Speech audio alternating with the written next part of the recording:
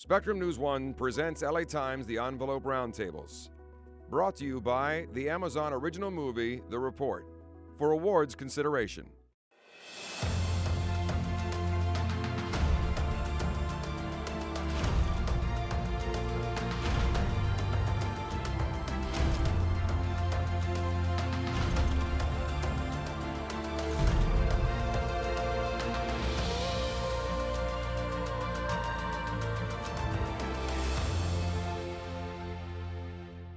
I'm Amy Kaufman. I'm Mark Olson, and this is The Envelope. Are you in? Where exactly has it gone?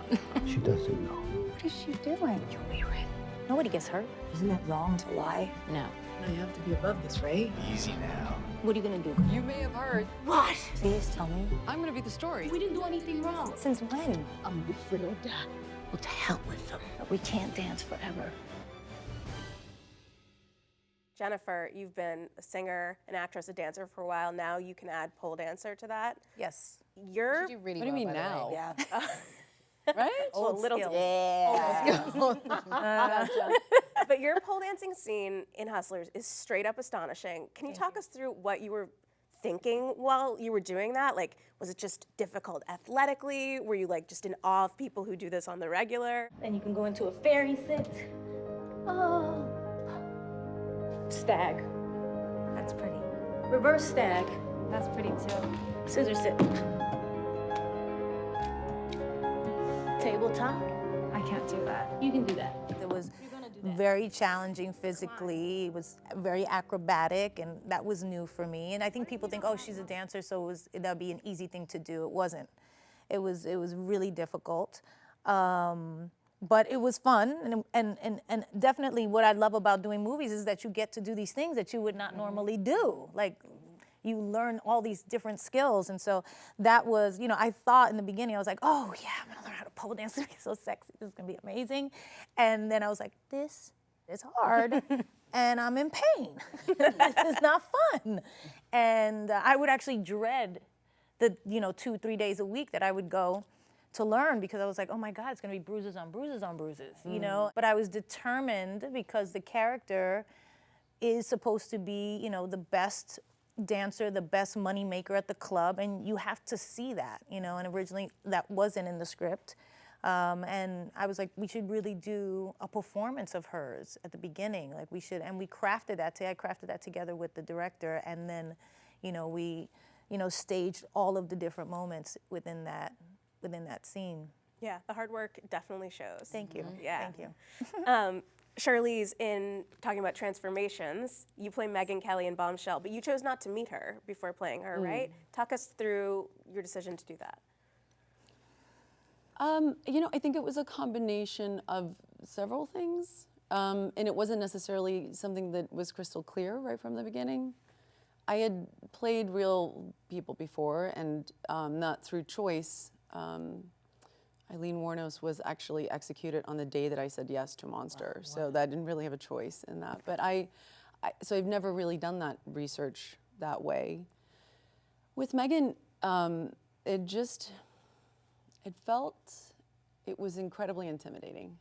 She's intimidating. Blood coming out of her, wherever. Oh my God, did he just accuse me of anger menstruating? Wait, am I gonna be the story? No. No. I'm gonna be the story. No. You do understand I have to be above this, right? You know the entire country is talking about your period right now. And I thought that it would feel, I don't know, I wanted to just have as much room as I possibly could to find what I thought I needed to find. And I think it's too much pressure on her too, like not even talking about myself. Like I felt bad to even put her in that position where she had to like sit across from me and, I don't know, like ask her questions. And, I'm incredibly empathetic that I'm sure this is really hard for her and for all the women that are part of the story. But we're deciding not to reveal all our sources. She was fully aware of the film, and a lot of our filmmakers and producers and writers did a lot of that kind of research, and so a lot of information was kind of coming through them to me. Got it. Through like secret little Tunnels. channels, yeah. Cynthia, for you, here in America, in school we only learn kind of the bare essence of Harriet Tubman's life. If even that much. And for you as a British person, what did you know of Harriet Tubman before the project came to you? So I was lucky that in my school, we actually learned about her. We broad strokes, again. It's only recently that I realized that a lot of schools in London don't study her. So I knew what she did, I knew the work that she had done, I knew that she had taken the run for 100 miles to freedom. I knew that she had come back again and again and again, but I just didn't know the details of her. And I think this experience was so cool because we were able to fill in the blanks. I always think of it like painting by numbers. You see the picture, but there are no colors. But then being able to do this was a moment where we could fill in all the colors, give all the detail of her, just small things that brought her to life, made her real. They call my mama Rip, but her name Harriet. I want my mama name and my husband. Harriet Tubman. Nora, you've said how when you kind of went to set to shoot the farewell, you weren't really sure if you could pull off the more dramatic aspects of the performance. Was there a moment where you kind of suddenly felt confident, or you realized that you could do it? Yeah, I think one of the first scenes we shot was, it was a kind of a middle scene in the movie where me and my grandma are like exercising outside. And it was the first time I met her, pretty much. Like I maybe met her in passing, but she didn't speak English too well, and I didn't speak, obviously, Chinese too well. And I thought that if I can make her laugh, like just in the scene, then I think that I just wanted to see. And immediately it was that, and it was that kind of bond. And I think it was that moment that I really felt that this character is something that, I went to China, I went to Korea and spoken to my relatives and not been able to speak with them, but we communicate on a different level. And I think that scene, the closeness of it.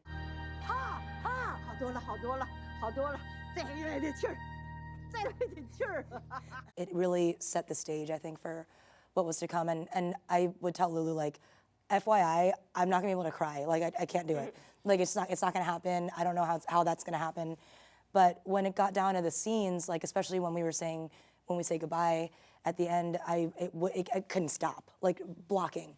It was a level of empathy that I've never really experienced before. And it was very powerful for me, yeah. Rene, you studied Judy Garland very intensely in preparing for Judy. What was it that you were hoping to get from that kind of work? I mean, was some of it just learning how she looked, how she moved, or what did you hope to get from all that? Well, a better understanding about the circumstances of her life that she was grappling with in her final chapter. It didn't make sense to me. I didn't know a lot about what she was experiencing at that time in her life, and I felt like a lot that was written about her sort of blanketed that final chapter in tragedy in some way. And I just wanted to understand it better, because when you come to understand how she ends up, having financial hardships and, some of the health issues that she was struggling with, you empathize with her, but you also, I don't know, it just sort of shifts the perspective. I don't think that she was tragic or a victim, but she was really heroic, that she could carry on and continue to perform at this high level for as long as she did. But you have to let me be with them, Sid. I'm a good mother. Your real-life counterparts, as we're talking about, or their family members have varying opinions on the roles. And Nora, you're playing a character sort of derived from director Lulu Wang's story. So having her right there when you're sort of channeling her, what was that like?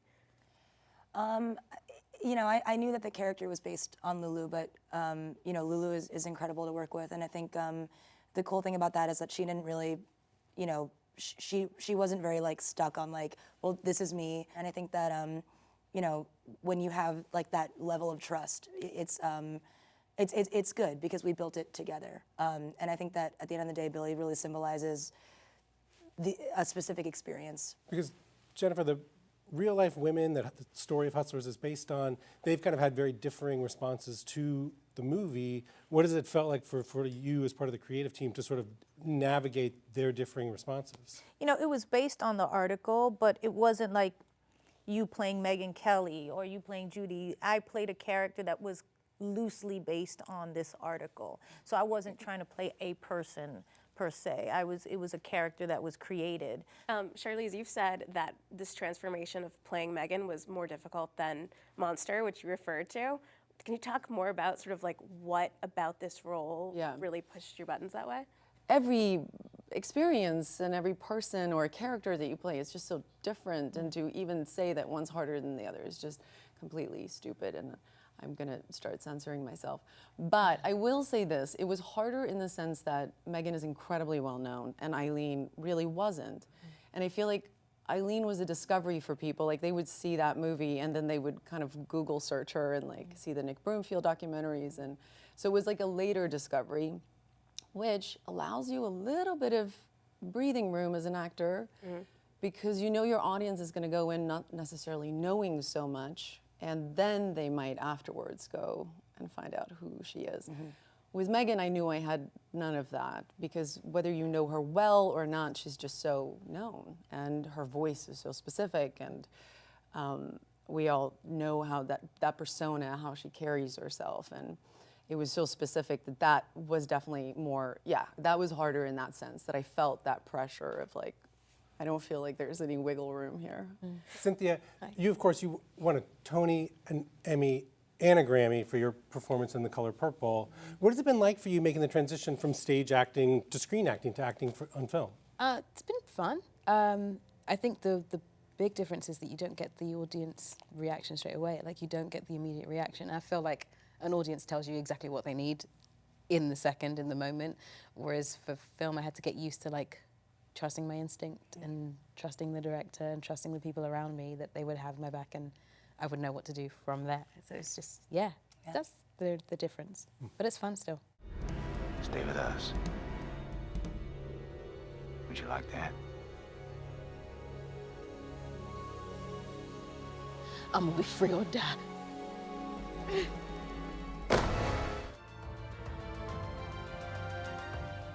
Let me ask you a question. Why did the CIA torture people, lie about it, and then hide it from history? They claim they saved lives, but what they really did was make it impossible to prosecute. I vehemently disagree with the narrative here. Nobody else is going to tell this story. I would like us to be more than the country that did the report. I'd like us to be the country that made it public. We will not allow this to be covered up. The Report, rated R, in theaters now. If you could travel in time and be in any film, in any era, and any role, what would it be? Deer Hunter, Nick, Christopher Walken's role, because I think that journey, that descent into madness, is one of the most powerfully moving pieces of artistry I've ever seen. A few of you have looks that are very essential to the roles. For putting on Judy's performance outfits, for instance, did that completely change your experience of her? Well, essential was a good word, a good way to describe it. I mean, it was interesting because the construction of them is exquisite. They're pieces of art, and you have to have a reason to put on a dress like that. And it was so interesting because it felt like the juxtaposition of that and the power that you have to feel in order to feel entitled to wear something like that, to have occasion to wear something like that, with the circumstances that, of her life at that time. I thought it was so interesting, even when you might not be in the place to feel that you can. You get the armor and you're literally like stripped down, although you get the cool fur coats. But did you feel, was that exposing in like so many ways? Yes. Yeah. Yes, it was. It was a lot of little outfits. I like to call that first outfit like dental floss, because it was. And it helped so much again. Like, and I love costumes. I love that part of acting, the hair and the makeup and the costumes and the little, like for me, Ramona had a lighter. And her lighter was her thing. Like, the minute I'd come on to the set, it's like the prop girl would just give me the lighter, because she knew, like, it would instantly get me into character. How do you not burn your skin on the pole? Yes.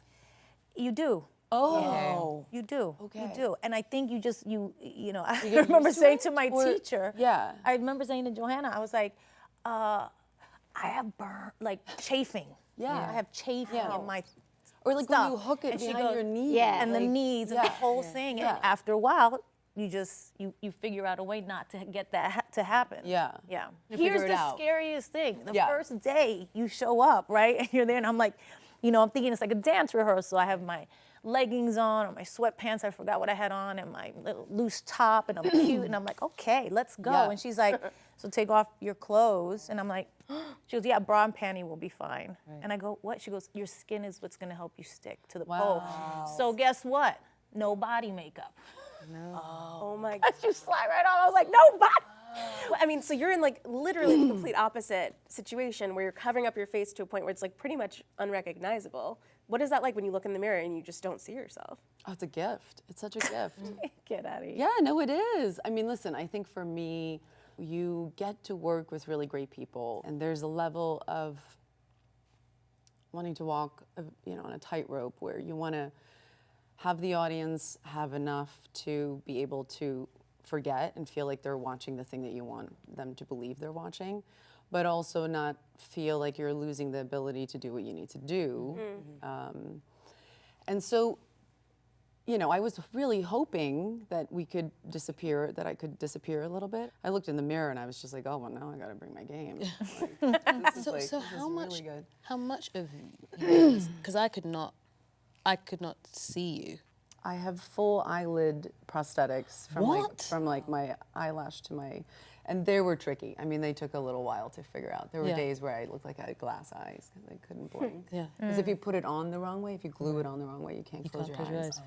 And also your eyes, you know, I think for an actor it's important to know that you That's still, where your and life then is. then lenses on top of that with the glue and that was definitely the hardest. But outside of that, I have just smaller pieces on my jaw and on my chin. Like it's not that insane, but it's a team that, you know, not just the makeup and hair and wardrobe, but your DP who knows where to put a camera and figures out on a test where you look more like the person or less like the person or things to watch out for. You have this incredible group of people looking after you, and they all want to try and do the same thing you're trying to do. And when I think about it that way, I'm like, it's you're part of something that you can never ever do on your own. Like I could never get there on my own. Correct. When we started, I was just like, this is never gonna happen. Like, but again, ability that I can't even, her process I could never even describe. And then, you know, a month later, I'm like, I think I sound a little bit like her. did. Like, how did that happen? You may have heard there was a dust-up involving yours truly and presidential contender Donald Trump. Nora, you became famous as a rapper with a song called My Vag, and now here you are, a few months away from potentially being nominated for an Oscar for The Farewell. Does that kind of blow your mind? Like, Yeah, I mean, yeah. Now I'm here with these lovely people, so it's very cool. and that's like quite the transition. I mean, when you were rapping, did you envision that you were going to head towards a serious acting career? Not at all, no. I don't think I ever really had a plan for you know, but you know, when you think about it though, everything that's come really does come from that video. Renee, in Judy, you are doing musical numbers that are very different than the ones you did in Chicago, which is another musical you were in. How was the experience different? Were you trying to emulate Judy exactly, or were you trying to offer your own take on it? Well, I mean, there are certain characteristics of, you know, about her performance language that are identifiable as Judy's. It's so impressive. Somewhere over the rainbow. I could never do that. Like that, like the way you was singing that is so incredible. That's not true. No, I cannot But it's sing like to what save you, my life. it's what you talked about, trusting the No, but team you have an ability that you can so collaborate with. Yeah. I felt an inconsistent singer, and I felt Got it. that I had a really tiny voice, a thin voice, a head voice, and I learned through the process that I was never ever singing correctly. That's maybe my problem. You'd be surprised. You'd be surprised. Do you think? A lot of you have musical backgrounds or Great, have done thanks musical. for pointing that out. Well, I mean, okay, so talking about musical performances. Yes. Jennifer, you're kind of the queen in this arena. Like you've gotten ready for Vegas residencies, you know, all types of, now you're getting ready for the Super Bowl. Yes. How does the prep vary for something like Hustlers versus a huge stage show like the Super Bowl? Well, they're totally different. There's a different type of prep that goes into that as opposed to if you're gonna do a concert, you know, or a Vegas show. They're both very creative and fun. I think that's the common thing. Do you get nervous? Sure. Oh, really? Absolutely. But here's how I get nervous. And again, I think maybe you guys, because you're all performers, see if this happens to you. Like a minute or two before, right when I'm about to go out and everybody's wrong and I'm staring at the crowd and they can't see me, it goes real quiet. Yeah. Like that, I don't know, something drops into my body where it's like, you know, where calm is your superpower. Yeah. The superpower drops in. And I'm like, all right, let's go. We're gonna feel this is gonna be so much fun. Wow. Then that happens. So there's like a calmness that goes and then you're like in control. But absolutely feel nervous and excited and butterflies and like my heart beating out of my chest, all of those things. It's fun. You either gotta stand in the corner or get in the ring.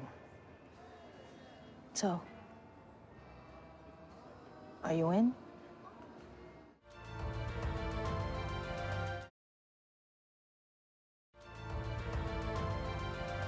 I would like to be the girl in Jaws who gets eaten by the shark. I don't think she had a name. I don't think she was an actual named character, but I think that would be the one that I would come back for. Steven, you have your girl. I'm ready whenever you are. Let's do it again. I don't know, I've just rehearsed that a lot in my life, in pools and in the ocean, and I think I could do it. Charlize, Jennifer mentioned being a producer on Hustlers, and you're a producer as well on Bombshell. Is there something about a specific project that makes you want to kind of take that extra step and like really be more in control of the project? Yeah, I mean, I've produced most of the stuff that I've done probably in the last decade. I have to love it, you know? I have to love it because it's a year, if not more, of your life. You're needed and you have to kind of see it through all the way. And it's very time consuming, and I have 2 little ones, and I want to make sure that when I say yes to doing something like that, I mean, it's one of those things where, you know, you can modulate it, right? But I know me, and the problem is I care too much to even try and modulate it. And so knowing that about myself, I try to do things that I know are subject matters that I want to stay engaged with for however long it's going to take to make, and that I know I'm going to be continuously interested in and excited by and want to sit in an editing room, you know, day after day and figure it out and fight for it. It never stops. It's like...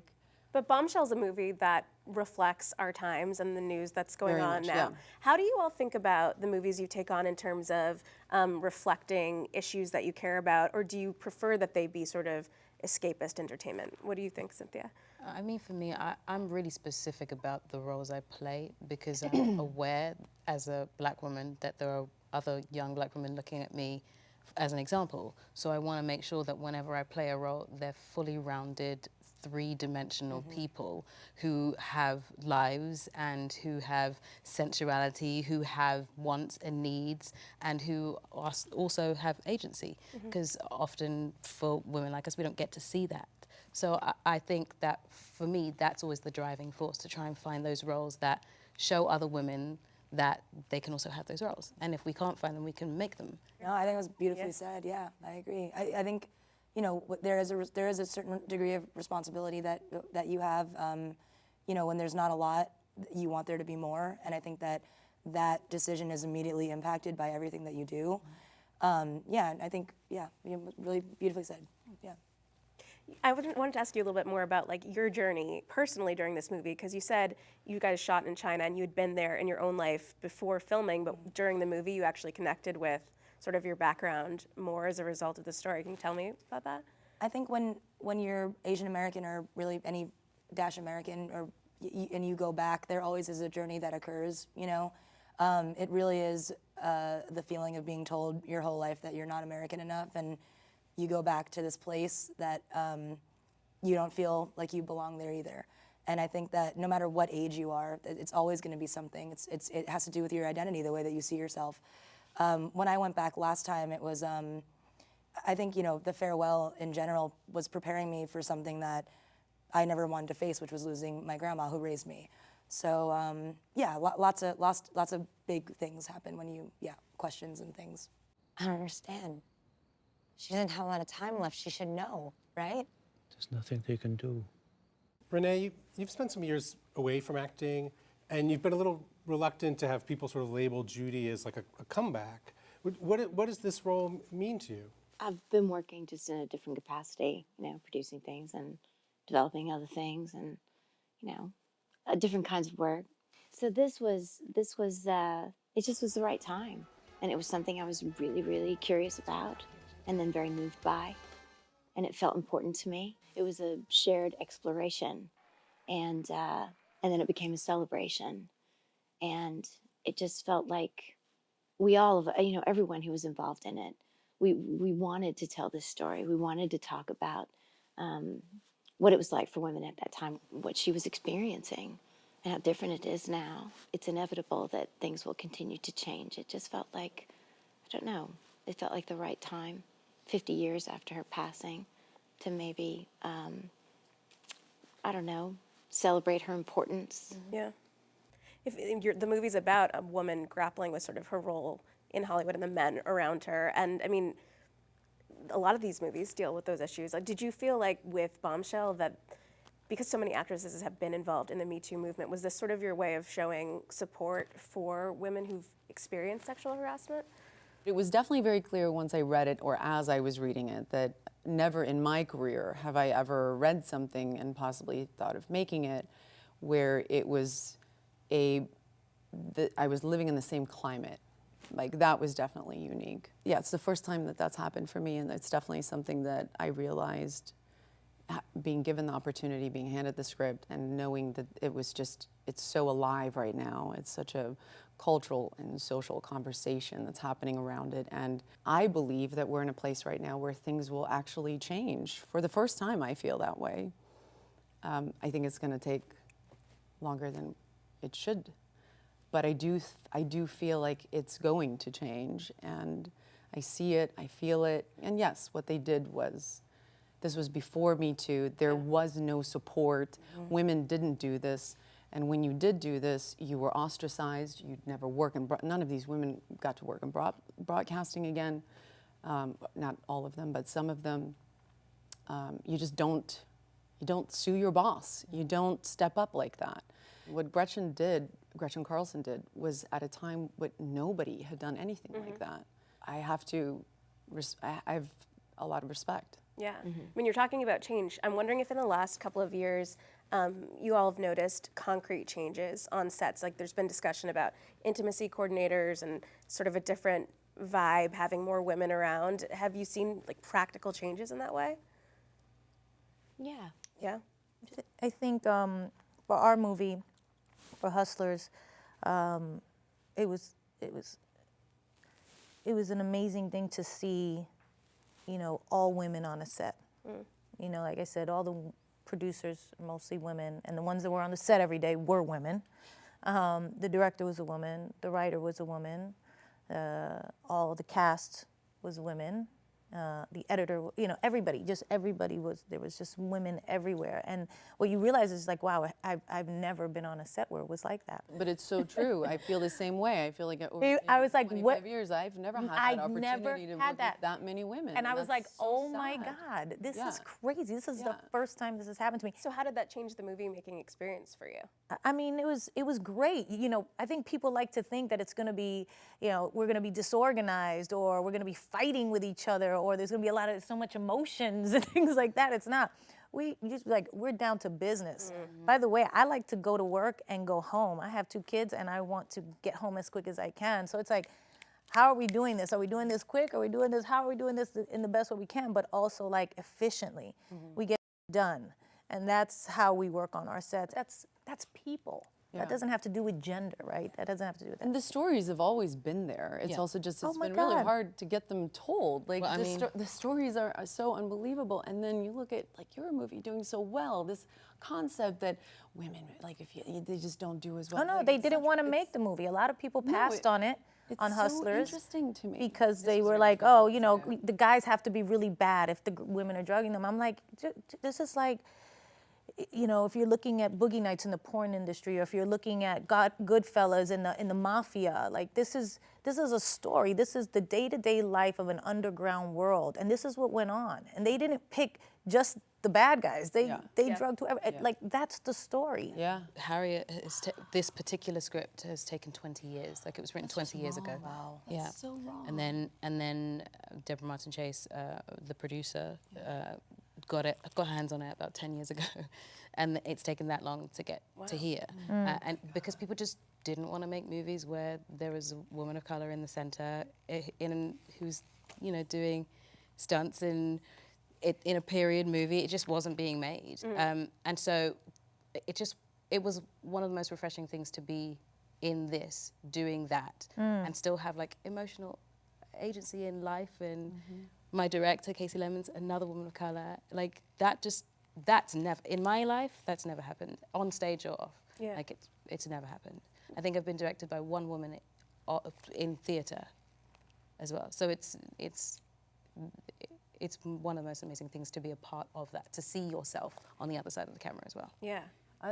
And I, just because you guys are talking about female directors, we ended up with Jay Roach, who is, I mean, incredible, but there was like this concern, like, really, are you getting a guy to tell the story? I heard that, yeah. Yeah, and there is an aspect of that is very important part of this conversation, which is that we need men to be able to like step into this game too, and it's not just going to take women, and that inclusion just has to always be there, but the balance just has never been right. And that's what we need to work. It's not that we don't want to work with men, it's that we need to find that balance. Because when I'm around him, I feel so connected to the female story. Yeah, it's amazing when you can be around men who understand, you know, the importance and not just because it's the right thing to do, but because they emotionally tap in with that. That's great. We need that. We need that as well. Yeah. So awesome. I feel like I'm on stilts and I'm a giant. What? And I feel very human. All right, take them off for a couple. Take them off for a couple. Let's do it. right now.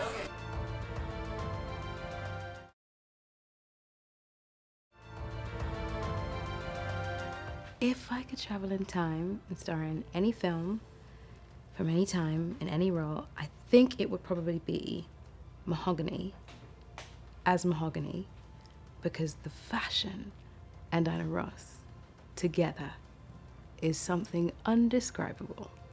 Definitely that, yeah. So the industry is going through a lot of shifts culturally, also just business-wise. Like studios are making less movies. Like you were saying, it's taken a long time to get your 2 projects going, and then there's so many more streaming options and distribution platforms. What are some of the things that you guys feel are moving most quickly and that you are sort of following the challenges of? I love it all. The more platform, I'm happy. Like, you I just just need love more that content. Netflix has given so many women of color, like, there is now so much possibility. And I think the more that we have that, the better. The more we can create more opportunity, the more chance we're gonna have to like tell our stories and to have the right people tell the stories. I mean, if you love movies and shows, why Stories. Yeah. It's like, I mean, I love it. Stories. It's love it. accessibility too, you know? It's like Not there. everyone can get to the movies. Yeah. Not everyone can, and now you know, you open your computer and you can watch any documentary, indie, series, anything. Yeah. And it's, I think it's about that. Yeah. Yeah.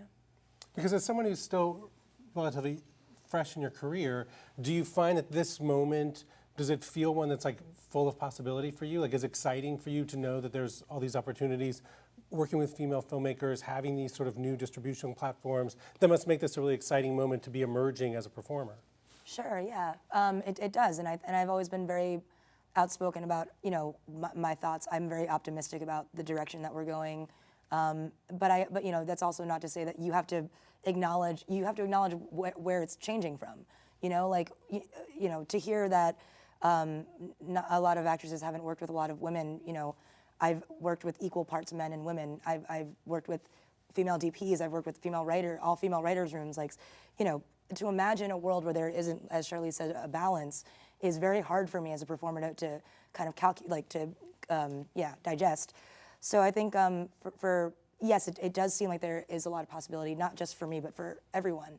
It seems like that people want to hear our stories, and more different kinds of stories are being put on. So Jennifer, before this, Mark and I were talking, and we came to the consensus that like you are very good at being a celebrity. It seems like something you are naturally good at and comfortable with. Is that something you've learned? Like, tell us. I think. Help us. Yeah, I know. I was going to say. I'm really trying to think about my answer right now. Because I feel like, you know, there is a responsibility when you're a public person. You can't get around it. I know we all want to be like, I just want to be me, and I just want to do this, and I just want to do that, and I don't care what people say or think, but we have to, because we care what people say or think in our lives too. You know what I mean? And so it's just about being your best self. It's important for me. And I know people are always like, why are you always talking about you're from the Bronx? Or why are you always talking about you're Puerto Rico? Blah, blah, blah. Because that's who I am, and I can't lose that part of myself, because this is what I do for a living, and I love doing movies and singing, and you have success, whatever. None of it matters. It matters to me who I am and that I'm a good person, and I just kind of try to put that forward. When I look back at it, I'm proud of myself. Yeah. So when you're tired, and like it's inappropriate, yes. Like what do you do? What do you tell yourself? Like you have like a little conversation, and you just go, just talk, yes, just like what do you do? Because I think I'm just.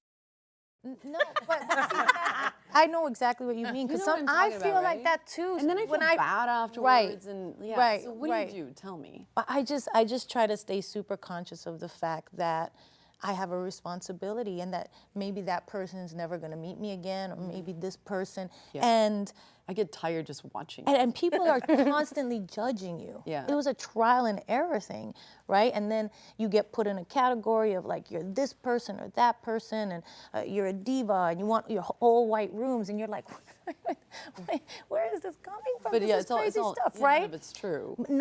It's not true. But at the same time, I had to look and go, what am I doing that's contributing to that? Because at the end of the day, it's always you.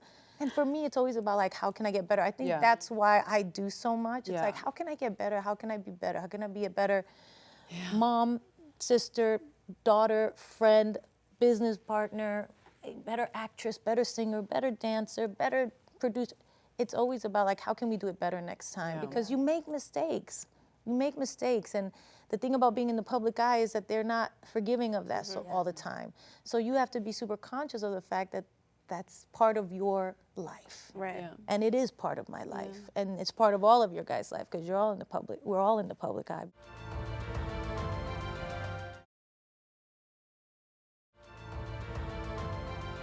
If I could travel back in time and star in a film of any era, of any role, I probably want to make movies in the era of right now.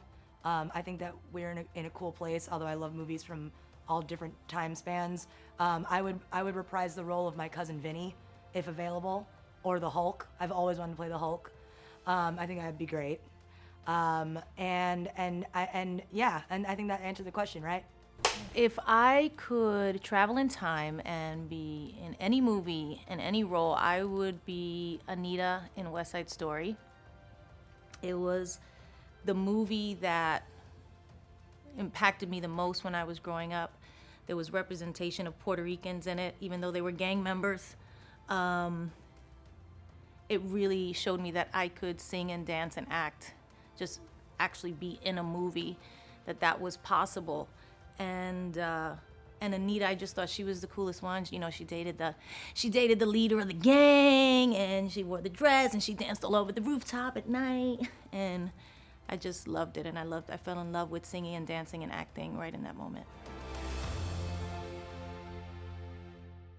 Rene, as Jennifer's talking, I'm thinking about like everyone's Instagram, and I'm like, oh, I think Renee's not on social media. Like, have you always just been a little bit more private in that way? I think so. I think about this a lot, and I think about the way that I grew up and the way that I was, raised. My parents were very private people, and we didn't, talk about family things out in public, and I just feel uncomfortable with it. And I think our generation is probably the last to have some sort of expectation of privacy. And so it's a peculiar thing when it doesn't occur to, the younger generation that it's not weird at all to pull out your phone and take a picture of somebody a foot from their face without saying hello, because that's just the nature of things these days. And it's perfectly normal. And I get that. I completely understand it. And I have no problem with it. I just, with everything that Jennifer was talking about being good at your job, about representing yourself in an authentic way, about making choices that you'll be proud of at the end of the day and at the end of your life, ultimately. What is your contribution? And so far, and I'm not saying forever, so far I find that when I focus most of my energy on the people who are closest to me, and I spend time nurturing my internal self, because I've gotten caught up trying to run a race that doesn't belong to me. And I've seen what that looks like, and it doesn't suit me. And here's where I can say I commend you guys, because that's really something to navigate, because the big things seem to become inconsequential because it's think that ain't sinned, you know what I mean? Right. And like there's this expectation, if you've engaged, that you must now engage, and you've somehow, it's an affront if you don't. If something of great significance occurs, a passing of somebody who's dear, if you don't go out and make a public show of your grief, or it feels, that somehow I know what you're saying. you have not honored. You feel like that this responsibility person. to have to say and have to do. I don't feel that way. Well, I feel like good. I share what I want to share, and That's what I good. don't want to share, I don't It's on your share. terms, yeah. Well, that's good. And I think that's because we're from a different generation. Like, Yeah. I feel like kids feel like they have to share everything. I'm like, no, you don't have to share everything. Yeah. Like, this is your thing. This is what you choose to do with it. And I think when you do music too, it's a different thing. People expect, because you bury yourself a little bit more personally in music than you do in acting. Acting, you're playing these characters and playing around. When you do music and they know you're writing about this person or that person, or you're singing about that or whatever. And you have things that right need to away- be shared too. Right. Well, Yeah. As an artist, you want to. Yeah. You really Yeah. want to. And that allows people to kind of, delve into you a little bit more or expect more from you at times as well. So that part of it also kind of creates a different little conundrum at times. But It is but weird, also it though. is what it is. Like Cynthia walked in and I knew about her nails from Instagram. Yeah. It's like she shows them off. Everybody knows everything. Yeah. Things, yeah. Yeah. And Cynthia, I mean, in thinking about a historical movie like Harriet, it's hard to not want to connect to the modern day and to think of what are the things that we could maybe take from her story. So to you, what are the things that you think the story of Harriet Tubman sort of has to say to a contemporary audience? It has a few things. I'll start at Harriet. She was 5 foot. I don't think people realize how small she was. And she was uneducated. She didn't have any reading or writing skills, but still managed to, at one point, save the money that she was earning to hire a lawyer to draw up the papers for her mother's freedom.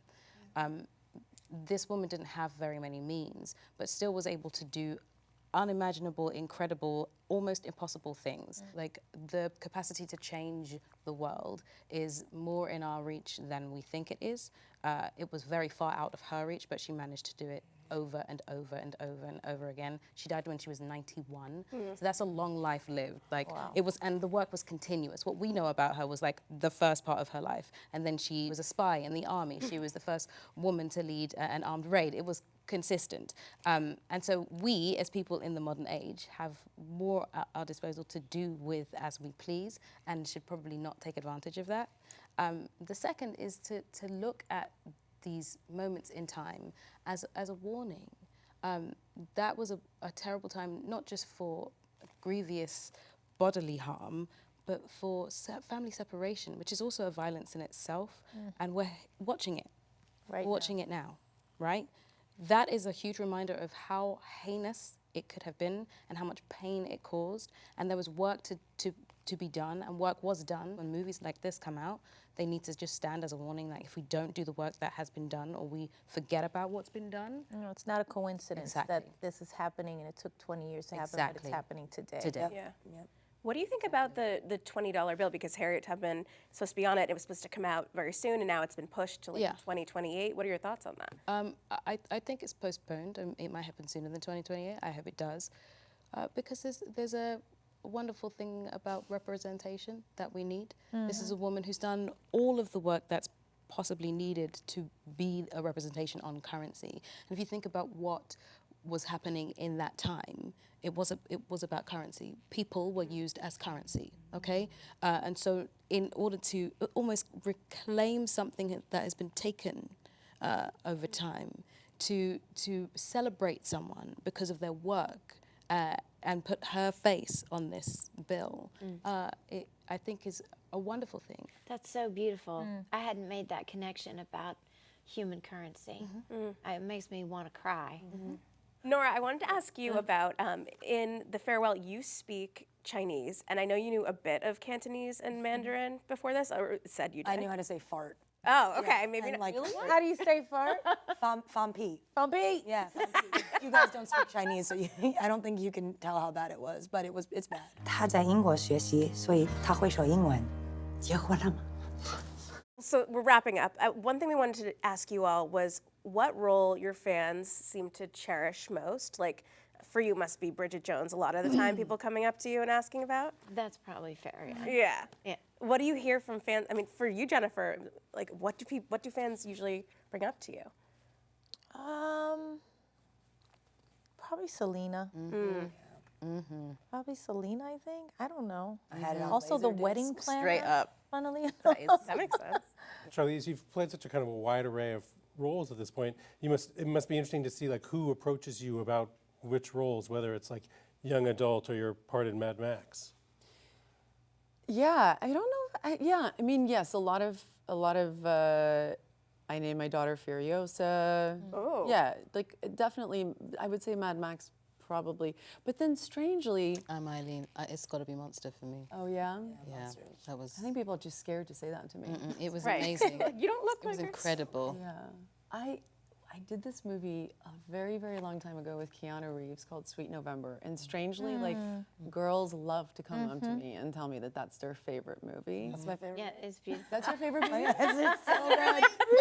So good. And White Oleander. I love that is one of movie. my favorites. Oh, good. That's so interesting. Yeah, it's Love that definitely the bigger surprise one. Yeah. And then weirdly, I get a lot of like Arrested Development fans because I just think people love that show so much. So there's a lot of like Mr. F's, you know, like, hey, Mr. F, or just screaming Mr. F at me. It's not appropriate, by the way. Yeah. And Nora, it all comes back to my vag. I mean, how many times you get that shout out on the street? Yeah, it does. But I don't usually get a lot of people like, my badge, what's up? I was at CVS. Now they will.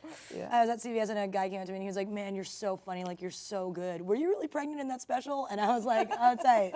Ali Wong. Not me.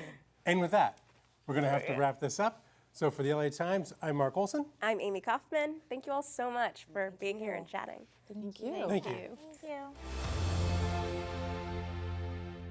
My first acting role. Was when I came out of my mother's womb and I said, about time. I think I was in a movie when I was about 5.